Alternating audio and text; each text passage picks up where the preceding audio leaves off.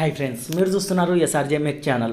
మనం రీసెంట్గా యూట్యూబ్లో ఒక వీడియో అయితే పెట్టాం. సెకండ్ హ్యాండ్ స్పేర్స్ డోన్లో తేజ ఆటోమొబైల్ షాప్లో అయితే దొరుకుతాయి అన్ని ఎక్స్చేంజ్ బైక్లు అనేది వీడియో అయితే పెట్టాం. ఆ వీడియో చూసి చాలామంది అయితే వాళ్ళ దగ్గర దొరకని స్పేర్స్ అయితే ఆర్డర్ పెట్టారు. ఫోన్పే అయితే చేశారు అమౌంట్ ముందుగానే.